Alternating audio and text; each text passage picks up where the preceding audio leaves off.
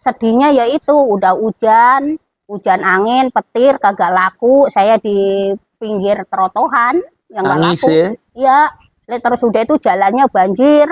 Saya nggak ngelihat itu galian kabel. Pernah saya nungsep, ya nungsep di situ, saya jatuh sambil nangis. Saya nggak nganggur. Iya. Mau kerja harus bayar.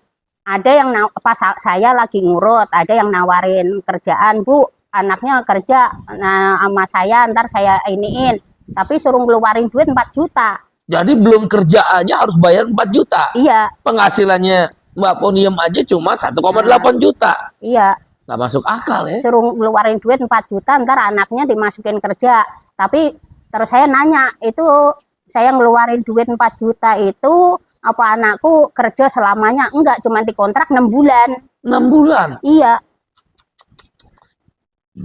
Akhirnya gimana? Nggak bisa, nggak ada uang. Terus akhirnya kan nggak jadi, orang karena nggak punya duit. Anakku kan tak suruh kerja tuh, maksud saya tak suruh bantuin saya. Iya. Lah malah dimintain duit suruh kerja, lah sekolah aja udah bayar, kerja suruh bayar, lah terus saya gimana? Iya. Gitu.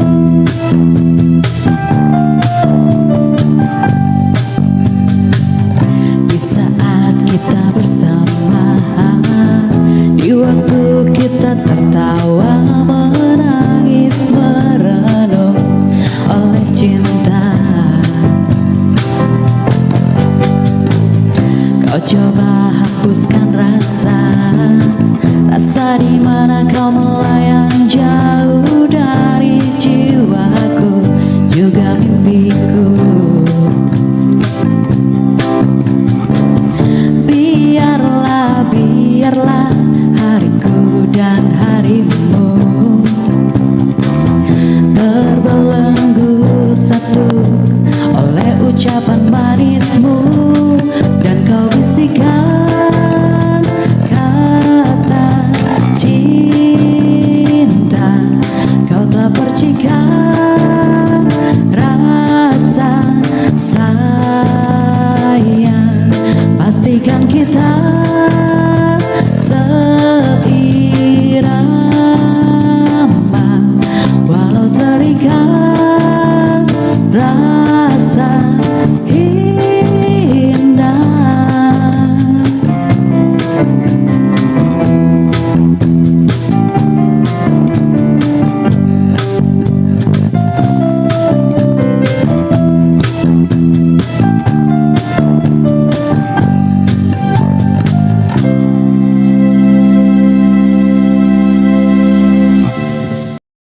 Jangan lupa like, share, komen, subscribe, dan bunyikan tombol loncengnya.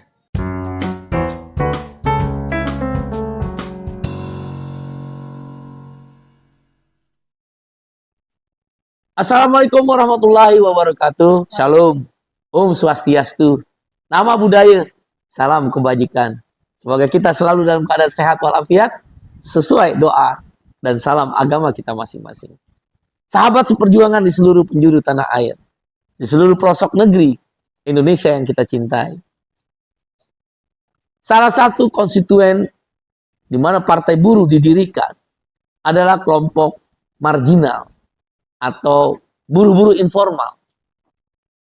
Kelompok ini jumlahnya besar sekali, bahkan BPS mencatat lebih dari 76 juta orang. Mereka jarang mendapatkan tempat di dalam suatu kebijakan negara termasuk di republik yang kita cintai ini. Mereka hanya dianggap sebagai objek-objek ketika menjelang pemilu, ketika menjelang pilkada, ketika ada sesuatu yang dibutuhkan popularitas atau pencitraan, barulah dibantu. BLT, bansos, atau bantuan-bantuan lain. Yang terkadang tidak tepat sasaran sehingga banyak orang yang tidak mendapatkan bantuan-bantuan atau kita kenal dengan social assistance.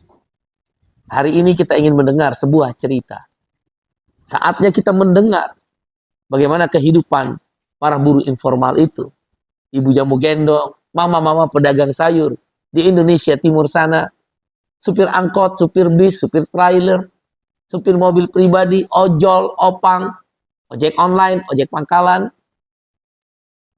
dan orang-orang termarginalkan yang suaranya di ujung dunia sana, di pelosok negeri, jarang terdengar. Suara mereka besar, tapi tak bisa memberikan pengaruh apapun dalam merumuskan kebijakan. Mbak Ponium. Assalamualaikum Mbak Ponium. Waalaikumsalam Pak. Ya, seorang ibu dari 2 anak berjuang bersama suaminya membesarkan tanpa pekerjaan yang pasti. Suaminya Pak Pujo ya, kalau nggak salah Mbak Ponium, Iya, Pak. telah di PHK. Rasanya dunia runtuh. Tak ada lagi jalan untuk mendapatkan masa depan buat anak-anaknya dan keluarganya. Kita akan mendengar di balik sekelumit cerita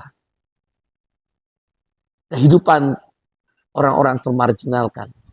Mbak Ponium ini profesinya adalah jualan jamu gendong ya? Iya Pak, jamu gendong Pak. Dibikin sendiri ya jamunya? Bikin sendiri Pak. Dan juga bila dibutuhkan menjadi tukang urut. Iya. Ya, panggilan dari rumah ke rumah. Iya Pak. Mungkin bisa diceritakan Mbak Ponium kehidupannya, latar belakangnya dulu. Silakan. Ya, awalnya kan Pak Pujo kerja, cuman Pak Pujo ini suami Mbak Ponium ya? Iya, suami saya kerja nggak nyusahin, terus saya bantu. Iya. Gitu. Terus bantu saya jualan jamu gendong, masuk rumah ke rumah. Itu pun nggak nyukupin. Terus saya ikut ngurut. Ya kalau ngurut itu ya namanya orang Pak, ada yang ngasih gede, ada yang ngasih kecil, ya kadang-kadang ada yang ngasih 100, ada yang ngasih 70, 80, itu kan istilahnya nggak tiap hari dapat. Iya. Sekali-sekali. Iya, sekali-sekali. Iya. Nggak rutin ya kalau ngurut itu kan, tergantung kebutuhan orang yang ingin mendapatkan jasa urut dari Mbak Ponium. Itu kalau jualan jamu gendong itu bikin sendiri? Bikin sendiri, Apa aja sih cara bikinnya itu Mbak Ponium? Kunyit, kencur, jahe, sirih.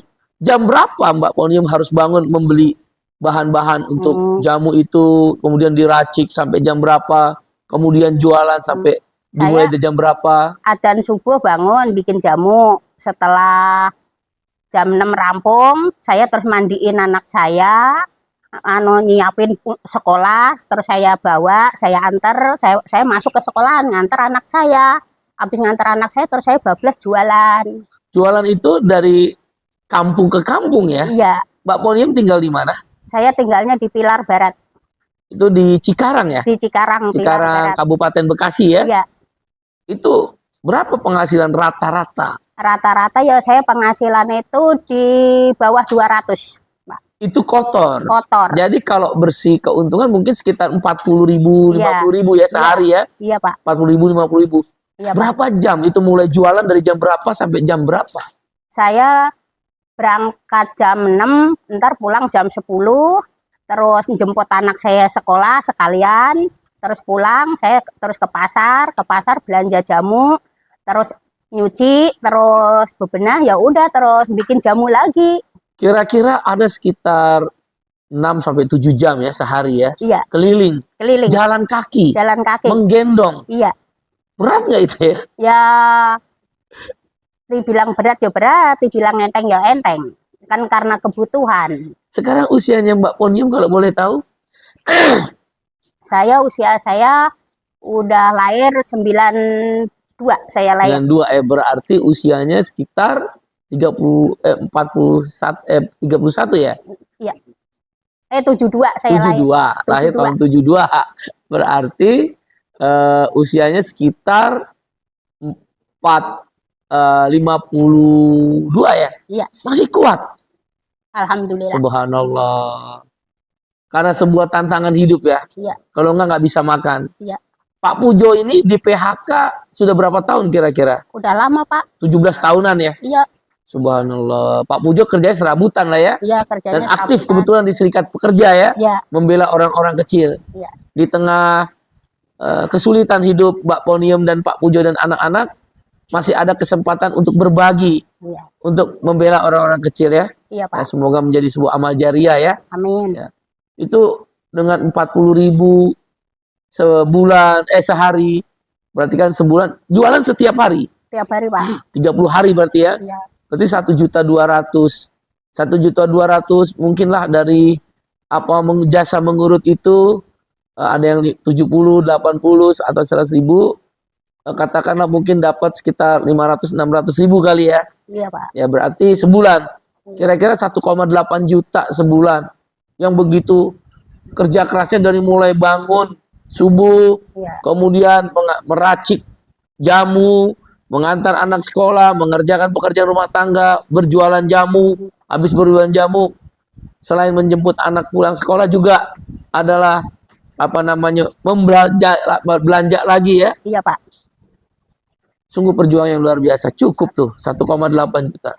Saya cukup-cukupin, Pak. Ya pernah sih jualan jamu musim hujan nggak laku. Aduh, Saya sedih. nyampe jatuh di galian kabel itu nggak Iya. laku. Lah terus saya nggak punya duit.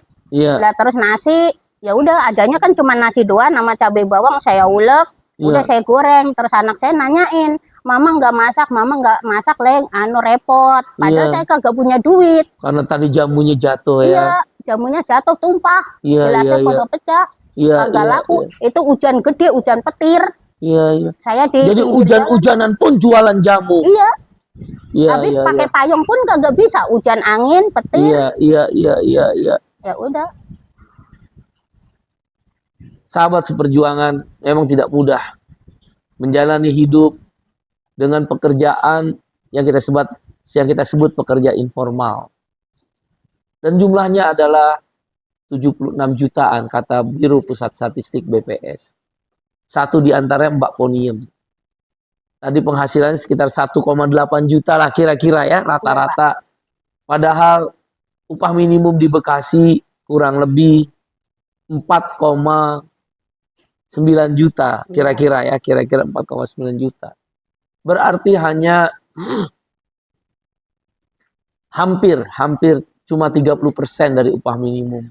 Iya. Ada anak 2. Anak 2 belum bayar kontrakan. Kontrakan berapa? Kontrakan 700. 700.000 rupiah. Iya. Kemudian ada satu kejadian karena hujan petir, jatuh, hancur semua, pecah Iya. botol-botolnya, tidak punya uang, Iya. sampai ke rumah hanya ada nasi. Iya. Nasi diulek cabai dan bawang, mereka makan bersama-sama. Saya buat nyuguhin anak saya supaya biar nggak lapar. Supaya anaknya tidak lapar. Perjuangan seorang perempuan, umur kurang lebih 50 tahunan, sudah hampir berapa tahun menjadi menjual jamu, gendong? 15 tahun, Pak. 15 tahun. Kita tidak bisa membayangkan. Iya. Dalam 15 tahun adalah waktu yang bukan pendek, begitu panjang. Membesarkan anak, makan hanya sekedar nasi yang dicampur cabai Iya. dan bawang, mungkin seperti nasi goreng mungkin ya. Iya. Sehingga mereka harus makan, bertahan hidup. Negara tidak hadir. Negara tidak pernah mengerti tentang orang-orang yang termarginalkan ini. Nah, sekarang anaknya sekitar umur berapa, Mbak Poniem? Sekarang anak saya yang gede udah umur 30 tahun, Ya, yang nomor 2 udah 22 tahun. nah itu bekerja nggak? Enggak, nganggur. Nganggur. Iya. Mau kerja harus bayar. Ada yang pas saya lagi ngurut, ada yang nawarin kerjaan, Bu, anaknya kerja sama saya, ntar saya iniin. Tapi suruh ngeluarin duit 4 juta. Jadi belum kerja aja harus bayar 4 juta. Iya, Penghasilannya Mbak Poniem aja cuma 1,8 juta. iya. Nggak masuk akal ya. Suruh ngeluarin duit 4 juta, ntar anaknya dimasukin kerja. Tapi terus saya nanya, itu saya ngeluarin duit 4 juta itu Apa anakku kerja selamanya? Enggak, cuma dikontrak 6 bulan. 6 bulan. Iya, Itu pun paling gajinya 3 jutaan di bawah upah minimum. iya, kurang lebih segitu. Kurang kali, lebih Pak. segitu kan. Iya, Memang rata-rata melalui agen outsourcing ya. iya, Cuma dikontrak 6 6 bulan. bayar di muka 4 juta. Iya, Gaji di bawah upah minimum. iya.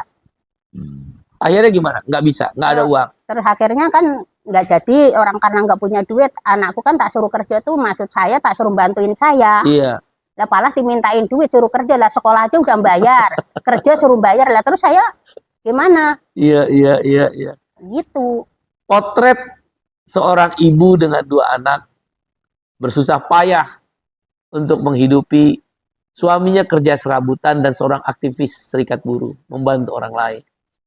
Sedangkan di rumah untuk menghidupi dia berjualan jamu dan terkadang memberikan jasa urut Iya, sesuai dengan permintaan yang ada Iya. dengan upah kira-kira Seikhlasnya. 1,8 juta dan jasa urutnya dibayar iya seikhlasnya saya ikhlasnya. karena tidak punya daya tawar untuk Iya. memberikan tarif jasa urut. Kalau memberikan tarif banyak orang yang nggak mau Iya, karena dianggapnya mahal. iya, Dan yang menerima jasa urut Mbak Ponium ini juga di rumah-rumah adalah orang-orang kecil juga, iya, yang orang-orang juga berupah minimum, para buruh ya, iya. bukan orang-orang menengah atas ya. Iya.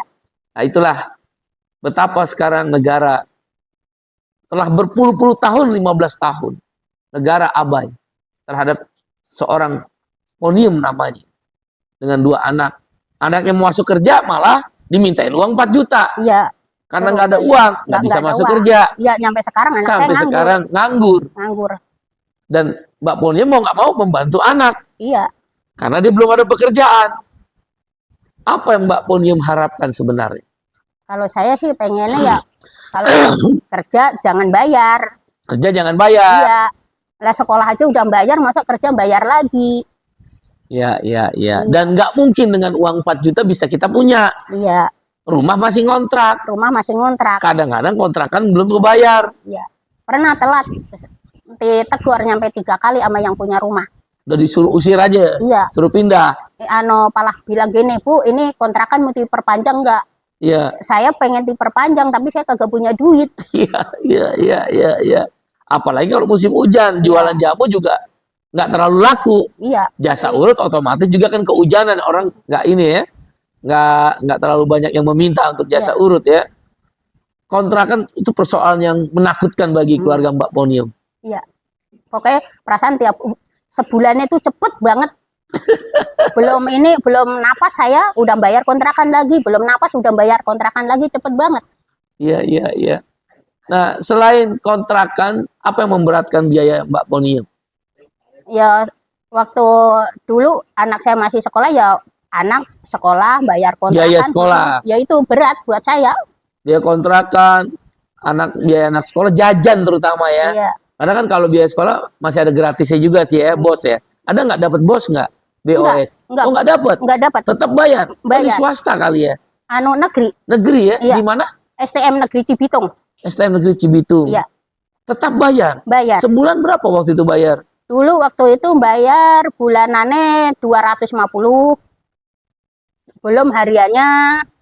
Ntar 10.000. hariannya. Hariannya kan buat ongkos. Saya Ongkos nggak- sama jajan ya? jajan nggak pernah, anak saya cuma tak kasih transport doang 15.000. 15.000. Iya, 2 anak 30.000. iya, 30.000 katakan sekolah 25 hari 750.000. Iya. 750.000 tambah 250.000 bayaran udah 1 juta. iya, Kontrakan 700. iya. Penghasilan 1,8 juta. Ya udah itu saya suka ninjem, Oh. suka ninjem gitu. Jadi kalau nggak punya duit minjem. Iya, Kemana minjemnya? ya kadang-kadang yang suka ke saudara saya ninjem. Terus cara gantinya Ya saya dapet duit. sedapatnya duit. Iya. Maksud saya kalau anak saya kerja ntar buat bayar utang, malah anak saya kagak kerja. Nggak kerja dimintain duit. Iya. Andai kan nggak dimintain duit, mungkin bisa masuk kerja. Nyampe sekarang utang belum kebayar. Sampai sekarang hutang nggak kebayar. Ya karena dengan penghasilan 1,8 juta rupiah tadi, sekali ongkos, bahkan nggak jajan, cuma sekedar ongkos Nggak 15.000, kali 2 30.000, kali 25 hari sekolah, 750.000, bayaran sekolah 250.000, udah sejuta. Iya. Ditambah kontrakan rumah 700, ya tinggal sisa 100. Iya.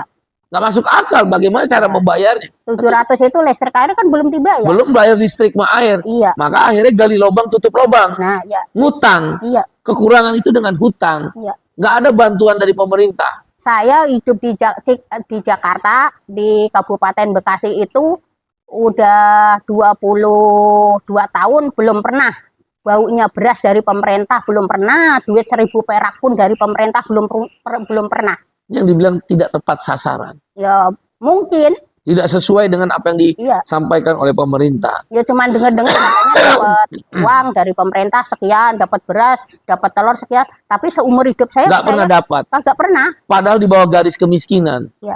1,8 juta sebulan. Walaupun katanya orang miskin, BPS mengatakan dan pemerintah mengatakan 526 juta. 526.000. Ya, $1 per hari. Dengan penghasilan 1,8 juta mungkin Mbak Ponium nggak dianggap miskin, udah kaya. Iya. Karena itu udah 3 kali. Mungkin Makanya kali. nggak dapat beras, Mungkin. nggak dapat telur. Iya. Aduh, tepuk jidat kita yang menghadapi situasi ini. Katanya sekolah gratis apa saya Bayar 250.000. ya tetap aja saya bayar buku semua saya bayar. Pernah anak saya mau perpisahan nggak punya duit, ya udah saya nyari utangan daripada antar ijazahnya anak saya nggak keluar, ya udah saya nyari pinjaman. Giliran udah nerima ijazah anak saya suruh kerja, Suruh bayar. ya udah ijazahnya nganggur. Di mana negara makan sehari-hari rakyat tidak diberikan sesuai dengan harapan. Biaya sekolah dengan dana pendidikan 20% dari hampir 3.000 triliun APBN sekitar 600 triliun tetap harus bayar. Iya. Ongkos yang mahal. Iya. Karena harga angkot mahal. Iya. Nggak pakai motor ya? Nggak punya, Nggak punya motor. kagak punya, Sepeda juga nggak punya. boro-boro. Hanya kaki yang menjadi Iya, jalan. yang punya cuman kaki doang. Kaki aja. Nah kalau lagi sakit gimana? Ya lagi sakit ya Nggak jualan. ya kadang-kadang nggak jualan, ntar kadang-kadang kerokan dulu, habis kerokan ya dagang, habis kalau nggak dagang anak saya nggak makan, Dipaksakan. saya paksain selama napas masih ada. Ya kalaupun dari suami sekedarnya lah ya, karena kerja serabutan tadi ya. Iya. Sungguh perjuangan yang sangat melelahkan ya. Iya. Nah, harapan dari Mbak Ponium ini kepada pemerintah apa? Harapan saya ya kalau bagi-bagi sembako yang adil, Iya. sekolah gratis, kerja jangan bayar. Iya, jangan outsourcing, Iya. yang dibayar Iya. melalui agen outsourcing. Seperti lintah darat aja ya. Iya, kita Lintah udah ngisep udara ya. kita udah susah tambah susah, kita udah belangsak tambah belangsak.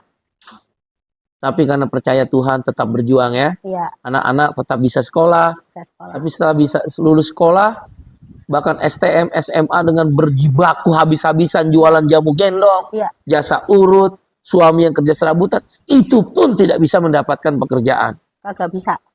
Padahal Bekasi adalah kawasan industri terbesar di Asia Tenggara. Jadi cerita manis tentang kawasan industri itu tidak benar. Bahwa seolah-olah kalau investor masuk, banyak orang bekerja, tidak sepenuhnya benar. Iya. Dengan jualan jamu gendong dan jasa urut itu, apa suka dukanya? Ya suka dukanya ya kalau pas lagi laris dagangnya ya saya seneng, anak saya bisa makan, saya bisa beli telur, lauk ada telur, ada tahu tempe. Sedihnya ya itu udah hujan angin, petir kagak laku, saya di pinggir trotohan yang nggak Nangis laku. ya? Iya, terus udah itu jalannya banjir. Saya nggak ngeliat itu galian kabel, pernah saya nungsep, Rosok, ya nungsep itu. nungsep di situ saya jatuh sambil nangis saya.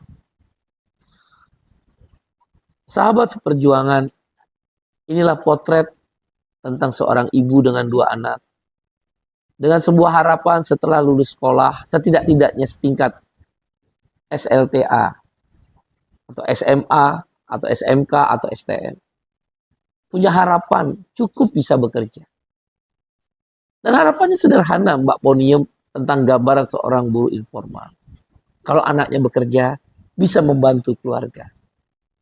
Sehingga kehidupan yang begitu sulit selama 15 tahun, bahkan lebih dari 20 tahun semenjak menikah, bisa terbantu hidupnya. Apalah daya. Setelah lulus bekerja, justru diminta dengan sistem kerja outsourcing melalui agen outsourcing. Sebagaimana diatur oleh Omnibus Law, Undang-Undang Cipta Kerja. Harus membayar 4 juta. Dalam bayangan saya, andaikan Partai Buruh, Tuhan beri kesempatan masuk ke dalam parlemen, maka perwujudan tentang negara sejahtera, welfare state, dengan 3 prinsip. Kesetaraan kesempatan. Kau boleh kaya, jangan miskinkan kami. Potret ini sudah terbaca jelas kepada kita sahabat seperjuangan. Mereka makin kaya. Mereka makin berkuasa.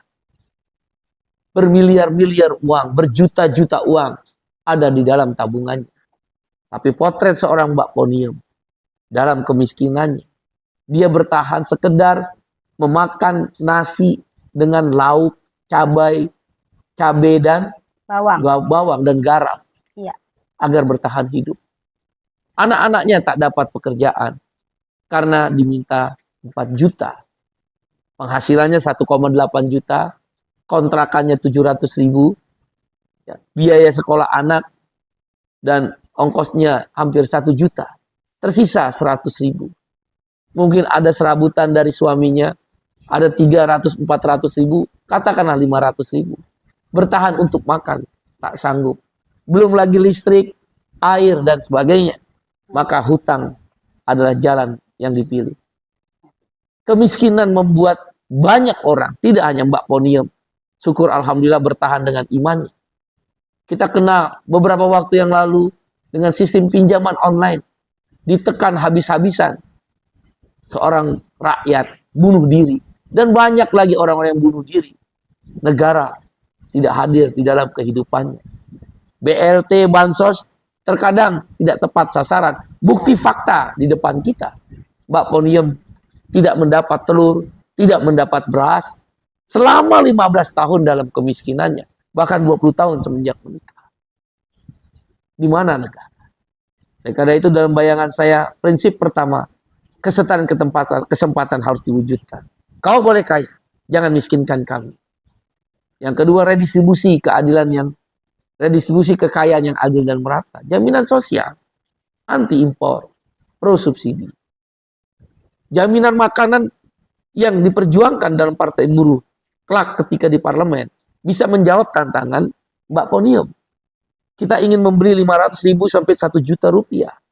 Dimasukkan ke ATM setiap bulan sampai seumur hidup. Dan anggarannya 500.000 kali orang miskin dan tidak miskin seperti Mbak Ponium ini kan sekitar 15 triliun. 500.000 kali 30 juta orang. Setahun berarti cuma 180 triliun.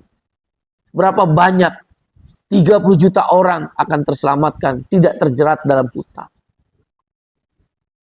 Tidak terjerat dalam upaya bunuh diri hanya karena ditekan dalam pinjaman online.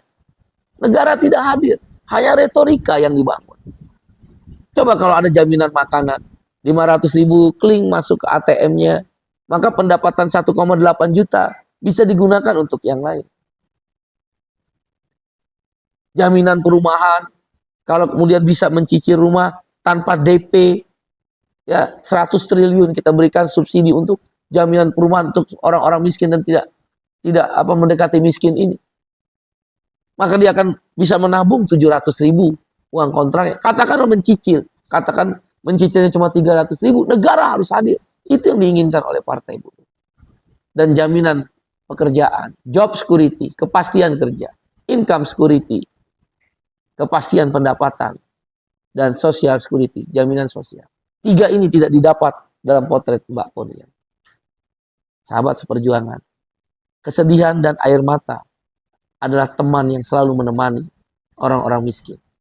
Terutama para ibu dan wanita-wanita yang bertahan dalam hidupnya untuk anak dan tidak berdaya karena suaminya tidak mendapatkan pekerjaan yang layak. Saatnya mendengar Partai Buruh akan berjuang jaminan makanan, jaminan pendidikan, jaminan perumahan, jaminan air bersih, dan jaminan pengangguran.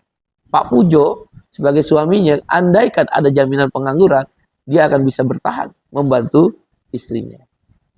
Mbak Ponium, terima Iya, Pak. kasih Iya, Pak. telah berbagi cerita kepada kita. Iya, Pak. Semoga Tuhan tetap menjaga Mbak Ponium Amin. dan anaknya segera mendapatkan pekerjaan. Amin. Dua-duanya belum menikah, Belum, Pak. tidak berani menikah, Ya minder, Pak. Orang Minder. tua nggak punya rumah ngontrak. mau ngontrak, nggak ada Iya. kerjaan. Nggak ada kerjaan. Mertua mana yang mau menerima Iya. laki-laki seperti itu? Tapi jangan takut, Tuhan akan memberkati kita, Amin. menjaga kita. Terima kasih Mbak Ponium. Ya, sama-sama, Pak. Sahabat perjuangan, sampai jumpa.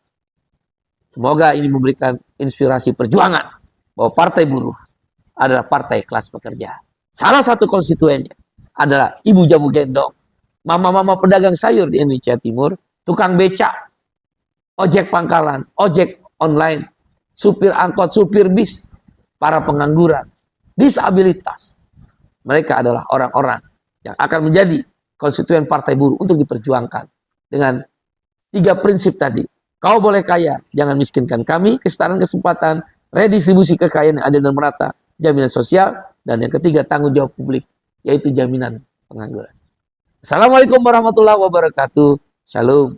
Om Santi, Santi, Santi Om.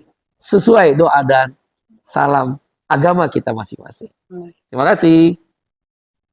Ya warna oranye partai buruh, warna oranye partai buruh, partainya kelas pekerja, partainya kelas pekerja, partai buruh nomor 6.